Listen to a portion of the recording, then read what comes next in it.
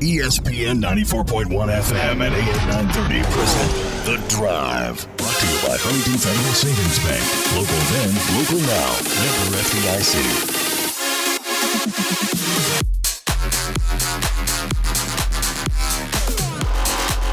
It is Tuesday, October 13th. Your drive begins now on ESPN 94.1 FM and AM 930. I'm your host, Paul Swann. You can join the program by calling the Miller Lite phone lines at 877-420-TALK, 877-420-8255. Miller Lite, hold true, great taste. It's only 96 calories. It is the original light beer. We've got Doc Holliday coming up here in a little bit. We'll get his entire press conference. I get a chance to catch up with him, get his thoughts on the game against Western Kentucky, and look ahead to Louisiana Tech. Also, we're going to hear from the Defensive Player of the Week, two-time Defensive Player of the Week, Devontae Beckett. And we're going to round things out. We've got Brendan Knox. We'll get his comments. And, of course, as I mentioned, we'll get your phone calls in, 877-420-TALK. That is 877-420-8255. Baseball last night. Austin Riley crushed a go-ahead 448-foot home run. Did that in the ninth inning. 4-1 win for the Braves in Game 1 of the NLCS over the Dodgers. Meanwhile, the Rays took their first 2-0 lead in a best-of-7 series in franchise history with another shutdown start from Charlie Morton. So we've got more baseball action coming up for you tonight. Things are a little different tonight. Of course, there is football, Tuesday night football. So that means we don't have Thursday night football. Tuesday night football going to air on our sister station, Cat Sports 93.3 and 1340. We've got the governor debate tonight, the gubernatorial debate. The Gov, Jim Justice, Ben Salango, they're going to go at it. We'll have it for you coming up tonight, part of the West Virginia Broadcasters Association putting this together, so we're part of that. We're going to have that for you coming up tonight, 7 o'clock, and then we're going to have baseball right after that. So stick around if you're in West Virginia and you're following the politics side of things. This, I'm sure, will be interesting. I'll tell you what, for a little bit, I watched the debate between Mitch McConnell and Amy McGrath. It was just fascinating to watch that yesterday. I thought, you know what, this will be a nice little palate cleanser. Get into some football, some baseball. So let me go ahead and watch that. And speaking of football, I thought it was over. I really did. The Saints came back. They were down 17 points, and they beat the Chargers yesterday. Second largest comeback of Drew Brees' career. It was also the 37th career victory for Brees when trailing in the fourth quarter. That is tied for second most all time. Don't count Drew Brees out just yet. No, he's pretty good for an old guy. Don't count him out. I counted him out. I thought it was over. Well, I'm good. I think I'm done with this because, well, I was watching partly because of fantasy football interest, and let me tell you, this has been a goofy week for fantasy football. I'm losing. I'm trailing. I am 4-0, and so I'm due for a loss, and that's fine. I'll take the loss. I am trailing by 33 points. I don't know if I'm going to get them back because I've got Derrick Henry tonight. He is my running back. I've got him, and I got a kicker. I'm not getting 33, 34 points. I'm not doing it. It's not happening tonight. You know what Henry's projected? He is projected to get like 14 points, 15. This is a weird week because Le'Veon Bell was on the IR, couldn't get him off IR in time, and things just changed up quickly. I had to go drop a couple of players. I had a couple of Patriots players. I had to go drop them, and then I had to pick up. I picked up, and I only got .80 out of him, Traquan Smith. I'm like, okay, Traquan, I should be able to get a few points out of him. Let's just make this respectable since this is not my optimal lineup here. No, I got .80 out of him. And there's nobody on the waiver wire right now. No, nobody. So hopefully next week I'll be okay. I'll bounce back. But that's how crazy it's been. We're not getting Thursday night this week because we're getting Tuesday night.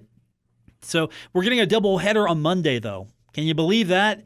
We're getting a double header And it's going to begin, I believe, for us, we carry Monday Night Football. So we're going to go on the air, I believe, at 5. I think that's when it starts. So programming note, no show on Monday, which is starting to become a norm here. It's because we've got so many sporting events. We've got baseball the rest of the week. We've got Marshall football on Saturday. Of course, we get Huntington High football on Friday night. And so when we're not airing either Marshall football, Huntington High football, or NFL action, we'll have baseball for you.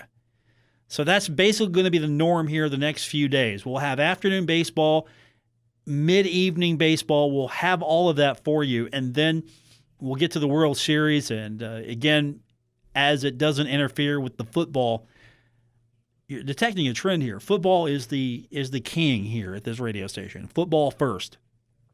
Football, then everybody else. Football, Marshall basketball, then everybody else. And, of course, Marshall basketball trumps everything other than Marshall football.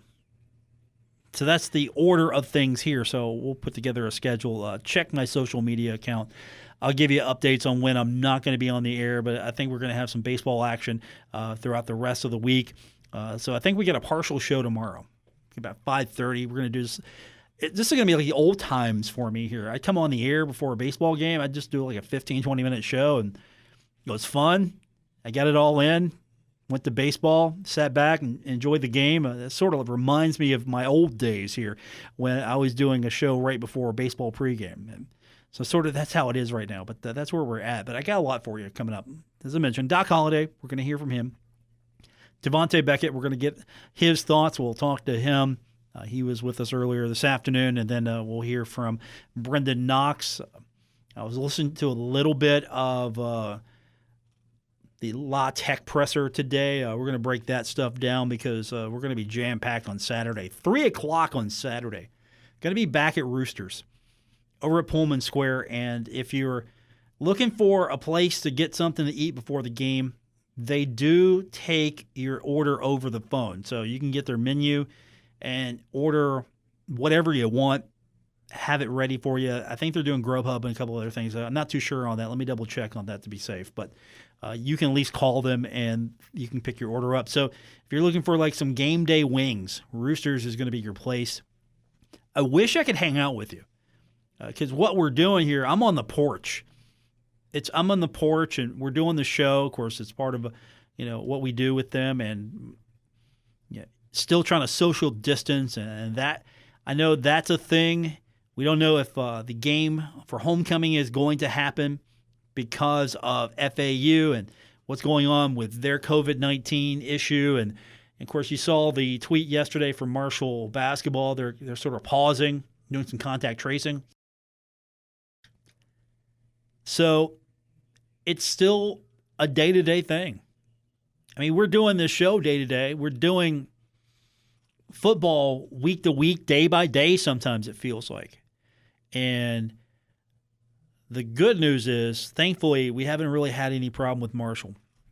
That's the good news. The bad news is a lot of other places have had problems. A lot of other places are not doing it right, or they're trying to do everything they can, and they're still not getting it right. And it's kind of difficult right now just to go on a day-to-day basis because you're trying to stay safe. You're trying to do this right. You're trying to make sure that kids don't get sick. You're trying to make sure that you don't put them in positions where they can be exposed because once you get them out there on the field, you want to make sure that everything has been done properly to make sure that they do not come down with it or they catch it and they're asymptomatic and they're spreading it to other people without knowing. So that's where we're at right now. Very stressful times. I'm going to be honest with you. It's been very stressful. Just how we have to adjust and how some people are not adjusting and making it more stressful. How some people are not doing what is asked of them. And so thus we have all of these breakouts all the time, all these situations. And thankfully, Marshall's doing its part as far as getting these kids tested and keeping them. Really, I believe they're doing the best they can do. Doc Holliday joins us on the other side of the break. We're going to hear from him, get his thoughts on the upcoming game, look back at what happened with Western Kentucky. We'll get your phone calls in. You can also find me on Twitter at Paul Swann. We'll be back when we continue with today's edition of The Drive, ESPN 94.1 and AM 930. Never miss a moment of The Drive with Paul Swann. Subscribe on Apple Podcasts, Spotify, or wherever you get your podcasts. Presented by Huntington Federal Savings Bank. Welcome back to The Drive here on ESPN 94.1 FM, AM 930. I'm your host, Paul Swann. You can join the program by calling the Miller Lite phone lines, 877-420-TALK. That's 877-420-8255. Miller Lite, hold true, great taste. It's only 96 calories. It is the original light beer. We've got Doc Holliday, his comments earlier this afternoon as Doc is getting set for the plane trip, the bus trip. It's going to be a plane trip. Planes, trains, automobiles, no matter however they need to get there, they'll get there, taking on Louisiana Tech. And that's something Doc talks about. When you get into this, have you noticed that Marshall hasn't been at La Tech, or at least Doc Holliday hasn't been at La Tech? I mean, that's something to think about. This is going to be Doc's first visit to Ruston. This is going to be Doc's first game at La Tech. Now, La Tech and Marshall, probably two of the better programs overall in Conference USA. It's going to be a pretty good battle, I think. This will be an important game for Marshall. This will establish Marshall. If Marshall can get this victory, Marshall will at least have an inside track on the Conference USA title, just because this is going to be one of those major hurdles. And then you don't know what's going to happen with FAU, FIU for sure, middle. You don't know what's going to happen there. Charlotte, you don't know what's going to happen, but you got to like the Thundering Herds odds in those games. You got to get past La Tech, though, because I think that's going to be a real challenge here. I thought Western's going to be a real challenge. And Marshall was very well prepared. And later on when we hear from Brendan Knox, he'll mention that, because I kind of was just kind of get from him, hey, you guys usually are supposed to go in there and this is going to be a tight game, but it was not tight. And he talked about, we had several weeks to get ready for it. So a little different setup here for Marshall and Louisiana Tech. Doc Holliday, of course, as he always does, sets the table, sets the scene for what's going to happen.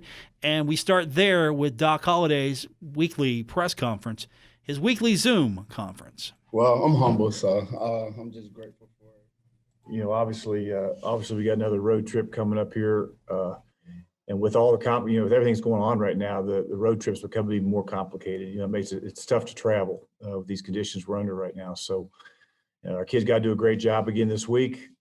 As far as the way we travel, way we attack the visiting hotel, all the above. So, leadership's so important when you go on the road, as well as toughness. I thought we handled that well a week ago, and we got to do the same thing this week. So that'll be our captains this week. Will be Beckett, of course, on defense, who's been a captain multiple times because of the way he plays and the way he leads. Also, Kobe Cumberlander is back for a second time for the same reason.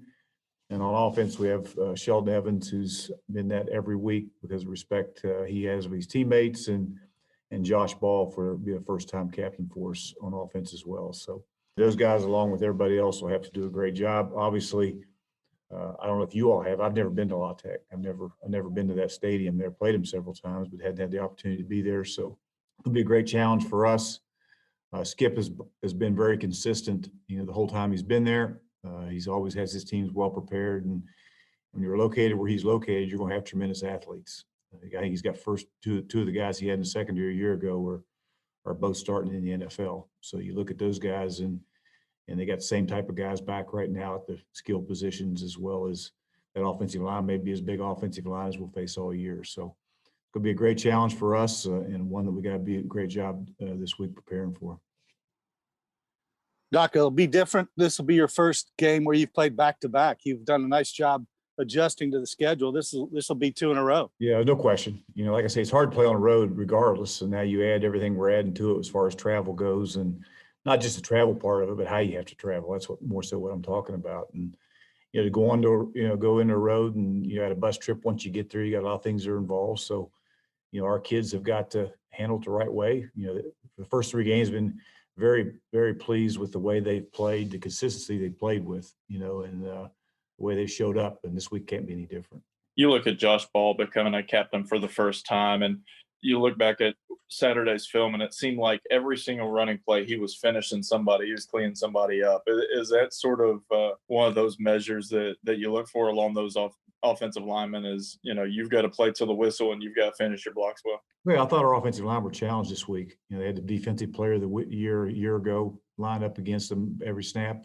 Also, the preseason player of the year picked to be that this year. At Western Kentucky's front. Western Kentucky was a defense that's had a lot of success. So I thought that offensive line was challenged. I thought they responded well, and this week will be no different.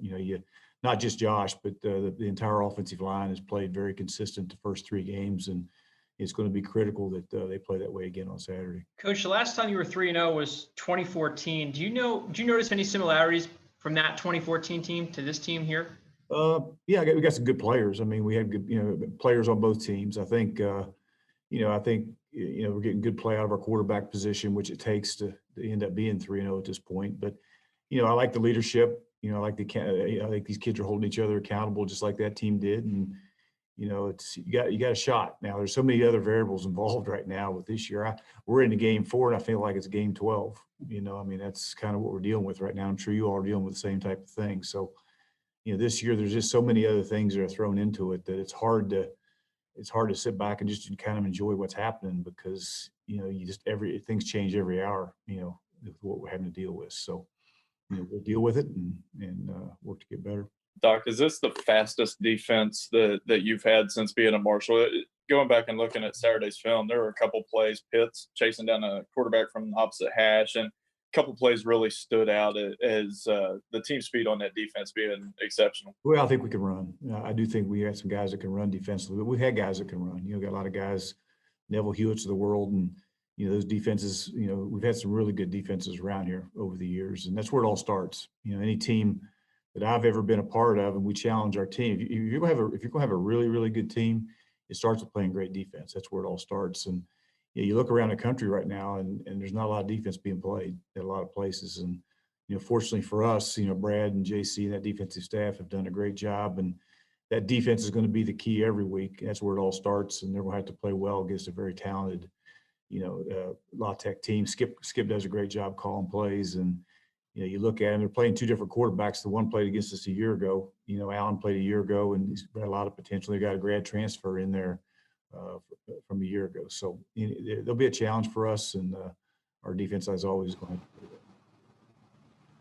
You look at UTEP was day in Saturday against La Tech, using pressure, getting after the quarterbacks with their defensive front, and really attacking La Tech's offensive line. Is that something that you all see as a strength for you all coming in this week? Is your all's defensive line against their O line? Well, I don't know. Like I say, it's going to be a great matchup. I mean, there's big offensive line as we've faced all year, maybe will the rest of the year, and they're a talented bunch that, UTEP's probably one of the most improved teams in our conference this year. I mean, if you look at them defensively, they've done a great job recruiting, and they got some really good players up front, and they played well, defensively at times. So it's going to be every game we play is going to be a challenge, and this will be no different.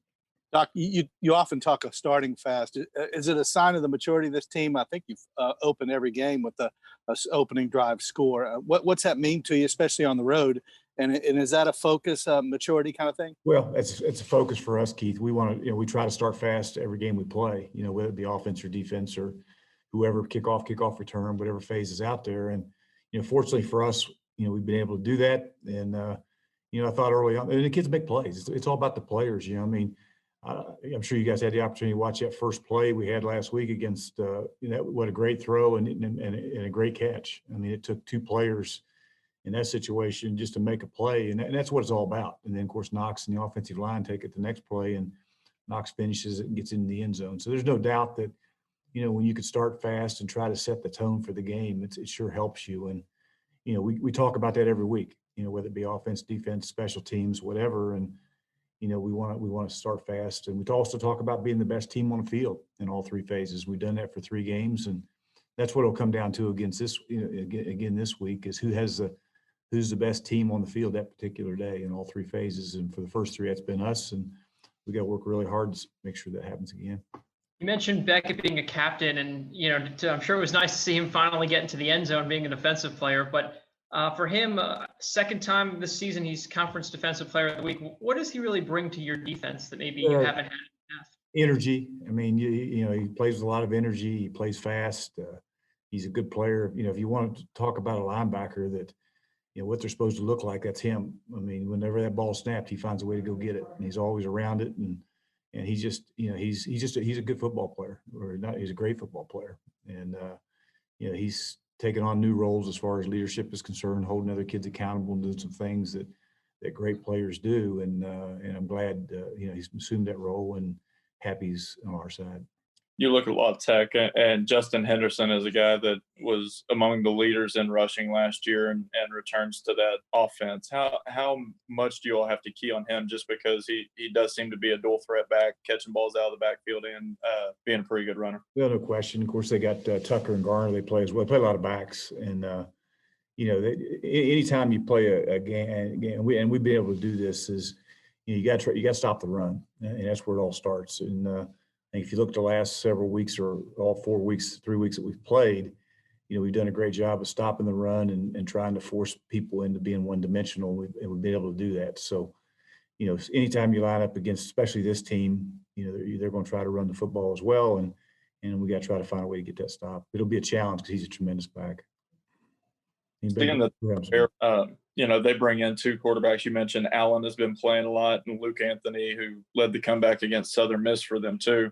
Does that make it more difficult for a defense, just trying to hone in on what situations they like which quarterback, and trying to prepare for two? Well, you know, I think it does if they're totally different, but they're not totally different. You know, they're similar with what they try to do with both of them. You know, Allen may have a bit more quarterback runs in him, that type of thing, but both of them are very capable of making all the throws and very capable of running the football. So you don't see them change a whole lot as far as their offensive scheme goes when they substitute those guys in. And there doesn't seem to be any rhyme or reason of why they put them in when they do, because they both play in critical situations in the game. So I'm sure, you know, Skip's got confidence in both those guys, and he's not afraid to play both of them, you know, in all games.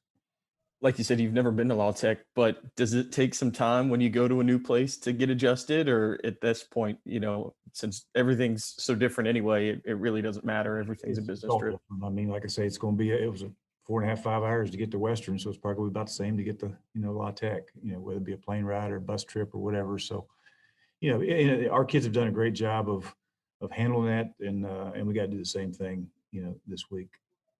Have you guys at all determined the mode of transportation? Is it a bus trip? Is it a plane ride? Do we know yet? Well, hopefully it's a plane ride. My ass sits on a bus for 12 hours. That's not going to be a good thing. So yeah, right now it's a plane ride unless things change between now and Friday morning. But hopefully they don't. Maybe both. You know, with crazy what's going on right now. I mean, half the people may be on buses, and the rest of us may be on planes. So, you know, we just got to try to figure it all out. And seriously, that's kind of what's happening right now. So, you know, we'll see when decisions are made. But I know if there's a plane going, I'm going to be on it, and those players are going to be on it. Basically, Doc's saying, look, I'm not taking a bus. I'm not taking a train. I'm not getting a car. I'm not going to be in an SUV. I'm not going to be in a hauler. Not going to be in a tractor trailer. I'm going to be on a plane. Go on a plane. I'm going to probably be sitting up front, but he's going to be on the plane. And he's right. There's a lot of concerns on travel. Travel is going to be big. That's something that Marshall's got to deal with. Sure, it's easy to get to Bowling Green compared to Ruston, and it's a little easier of a haul, but that's something you got to concern yourself with. I mean, it's been nice to play at home for the most part. Safety in the confines of Jones C. Edwards Stadium. You can sleep in your own beds for the most part. You can go through your routine. So travel is going to be really interesting. And of course, there's going to be a new experience for Doc going to Ruston. So that's pretty cool there. We'll have the game for you coming up on Saturday right here. Your home of the Thundering Herd, ESPN 94.1 and AM 930. When we continue, we're going to hear from your reigning Defensive Player of the Week in Conference USA, Devontae Beckett. Later on, Brendan Knox. We'll make time for your phone calls as well. It's The Drive on ESPN 94.1 and AM 930. We're taking Paul Swann everywhere. Download or subscribe to The Drive with Paul Swann on Apple Podcasts, Spotify, or wherever you get your podcasts. Presented by Huntington Federal Savings Bank. Welcome back to today's edition of The Drive on ESPN 94.1 and AM 930. I'm your host, Paul Swann. Coming up later tonight, we'll have the gubernatorial debate. That'll follow statewide sports line. So we've got a full night for you coming up. And, of course, over on our sister station coming up, we'll have Tuesday night football.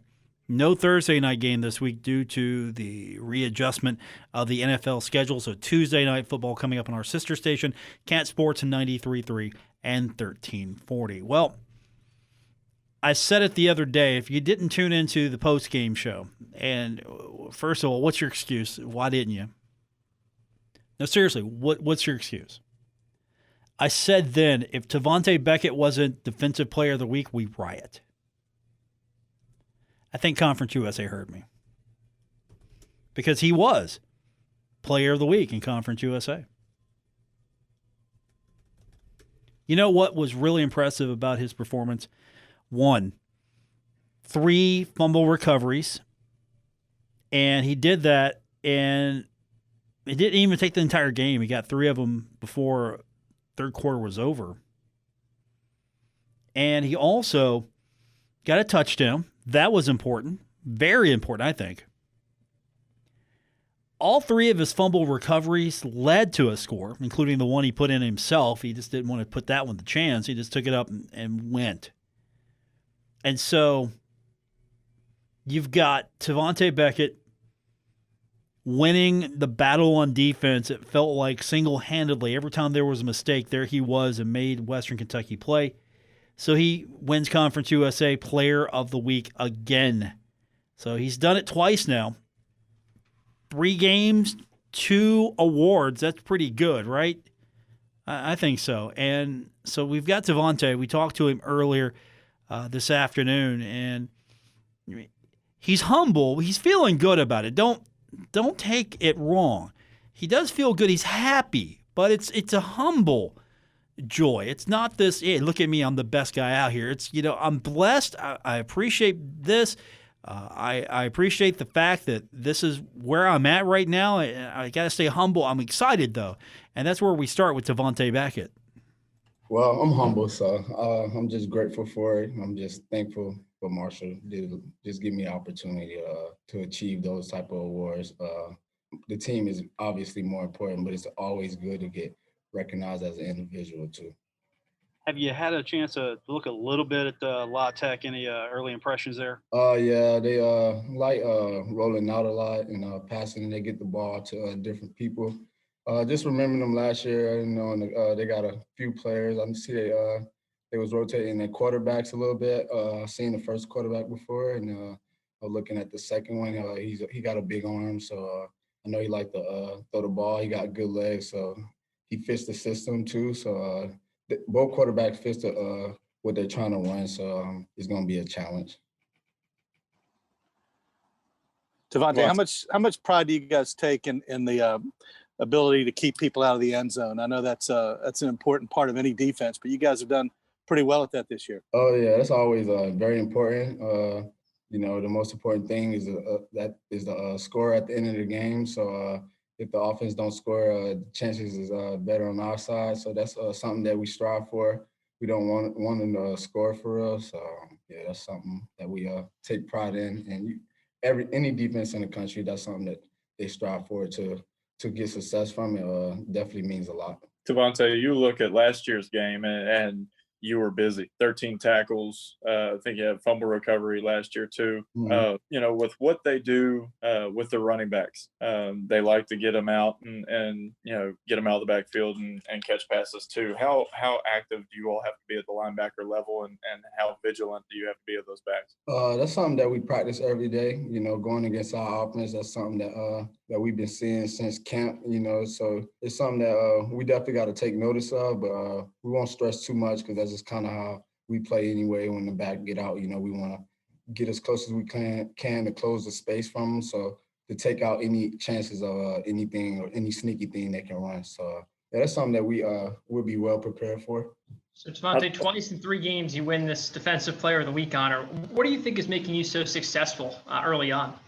My defense, obviously. I got a great D-line. led by their coaches, Coach Price and Brown. You know, they run to the ball, so forcing the ball to just bounce the other gaps, and I can just kind of, with my size and speed, I can kind of just get to the ball a little quicker. And with safeties that come down and set the leverage to the defense when they have to, and just being as a linebacker, being in the middle of all that is just beneficial. You know what I'm saying? You've watched film, obviously you all broke down your own film yesterday. Yes, sir. When you all are watching that film and you see some of the physicality plus the team speed that you all have got, I think Pitts was opposite hash and tracked down quarterback on a third down. There's a lot of speed plays. How fast is this team? Is this one of the fastest teams you've seen? Definitely. That's definitely one of our things that we're good at. You know, speed and speed from everywhere, from D line, starting with Kobe and Hodge off the edge, and then with our linebackers, we're fast too. And then the safeties, they're just like you see with Derek and Najee, they just get to the ball, and that's just how hungry we play. And it definitely is contagious, and everybody trying to get in on the action. So that's why you see players just running to the ball so fast because they don't want to miss out. Coach Holliday just a moment ago was praising your effort and your energy. Where does all that come from for you? What's your source of motivation? Just I got people at home relying on me. You know, I got kids at home. You know, I got a 3-year-old and a 4-year-old at home. Just growing up, you know, and I'm just watching from afar. So every day I just wake up knowing like I got to do this for them, and then my mom, just everything, man. Just wake up and I just know I got a lot on my shoulders. And when I get on the field, I just stay tunnel vision and focus on at the task at hand. And that's just kind of why I play so hard every time, because I got so much relying on me outside of football. Is that kind of like a way that you remain humble too? Is that you know that you have so many people relying on you back home that if you took all these awards and these accolades you get and let it go to your head, like, I don't know, is that just a way for you to stay humble? Yes, ma'am. I know that at the end of the day, if I don't finish the mission, that it's mission failed, you know. So that's kind of my motive, is to stay tunnel vision, because at the end, like, I got an end goal individually and as a team, and if I let things get to my head, then that's only going to hurt me. So I just stay tunnel vision. I just got to stay tunnel vision.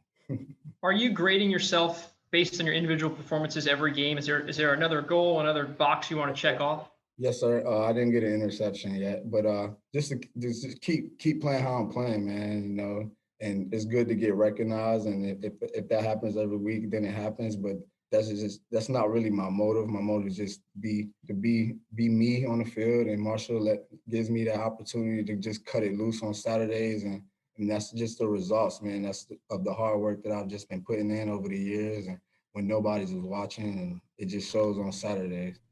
Young man's humble, isn't he? Very polite, calling everyone sir and ma'am as well. Devontae Beckett, your reigning Defensive Player of the Week in Conference USA. Brendan Knox, another humble guy. We'll hear from him when we continue with today's edition of The Drive, presented by Huntington Federal Savings Bank on ESPN 94.1 and AM 930. The Drive with Paul Swann. Marshall Athletic Director Mike Hamrick, he knows. Paul's the best. On ESPN 94.1 FM and AM 930. Mr. Hamrick's my guy. I just want you to know that. He's my guy. And maybe we'll get him back on the show sometime here in the near future. Need to freshen that liner up a little bit. Welcome back to The Drive on ESPN 94.1 and AM 930. I'm your host, Paul Swann. Thanks for tuning in. You can be a part of the program by calling the Miller Lite phone lines at 877-420-TALK, 877-420-8255. Let's hear from Brendan Knox. What Brendan do on Saturday? Well, you know, he had a touchdown or two or three. Outstanding game from him. It was important for him. 15 carries, 107 yards, 3 touchdowns. I mean, that's just a day at the office for Brendan Knox, and let's get his thoughts on the game. It went well for him. I kind of wanted to know from him, hey, you know, were you surprised it went that well? Here's what he said. I wouldn't say surprised, but I'm definitely glad it did. And the only thing I can really say about that is just trying to get a strong start to, the conference. And just kind of ease everybody's minds and, just That's a good feeling when you can start out like that. These games have usually been pretty tight. There was no question in this game. You guys took over early and often in that. What do you attribute that to? Because, again, these things are usually tight between you and Western Kentucky. Coming off of 2 bye weeks, that's definitely beneficial. Kind of establishing your mentality in those bye weeks, with the identity you want to go into that game with. And we carry that in, with exactly how we practice. And it all just comes down to, the preparation leading up into that. You get finally a normal week, if you can call anything normal. We got La Tech coming up. What's your early impression of them? A very good team. As always, traditionally a very good team. They were good last year. I'm expecting them to be good again this year, and just stout across the board. Anyone stand out in particular to you as you look at them? They play great collectively. So just they play good, with everyone. Not anybody sticks out in particular, but great as a collective group. Thanks, sir.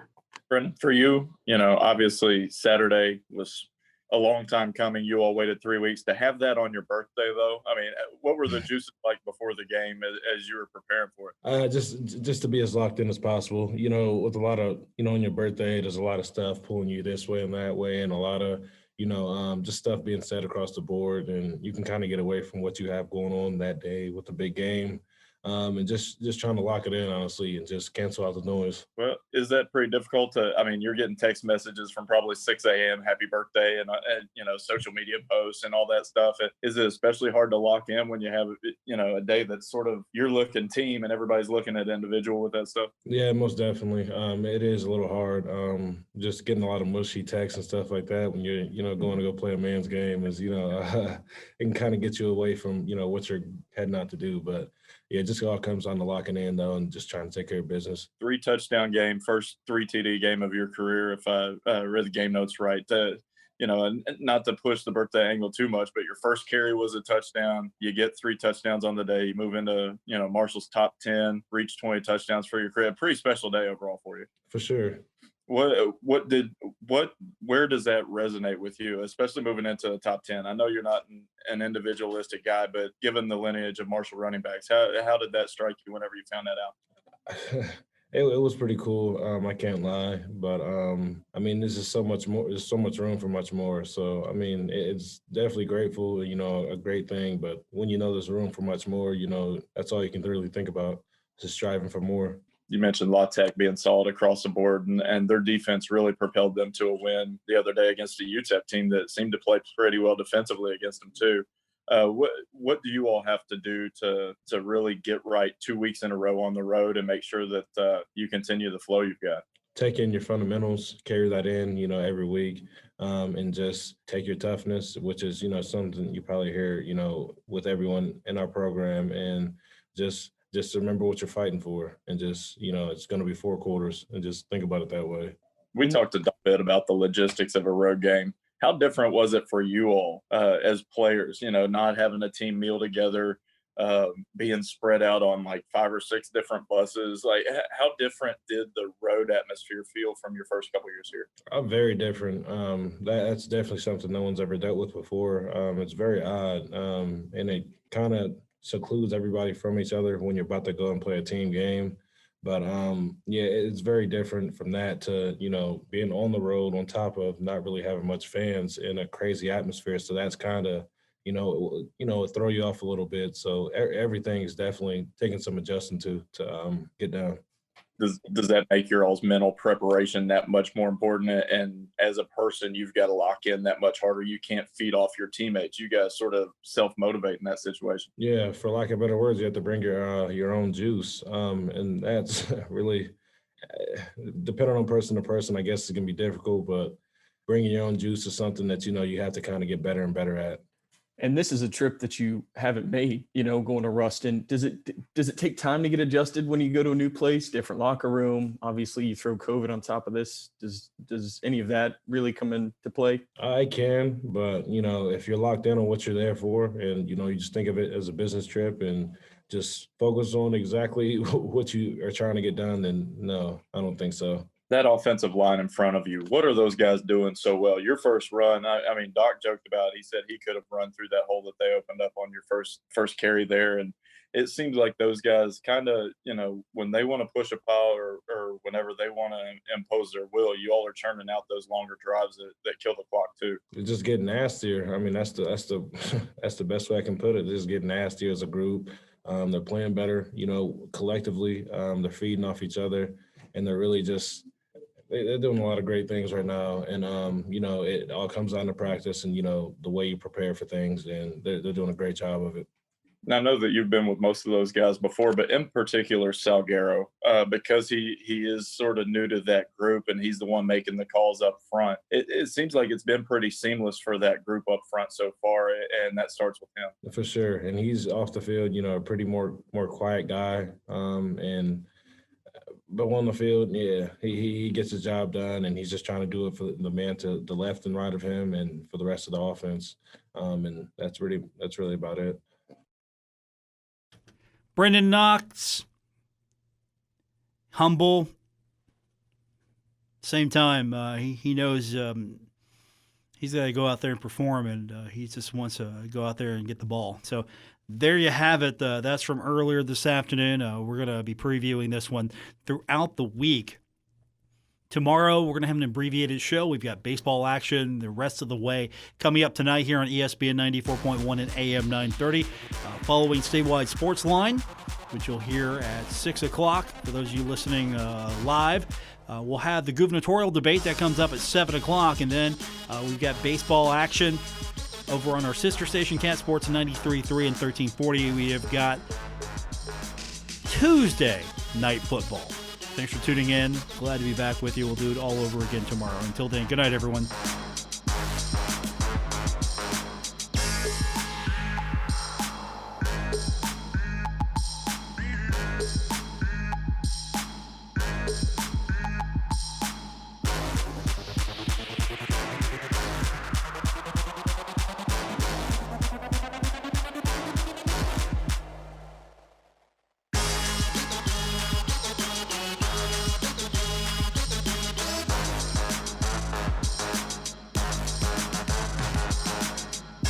WRBC Huntington, W227BS Huntington, your flagship home of the Marshall Thundering Herd and The Drive with Paul Swann, ESPN 94.1 FM and AM 930.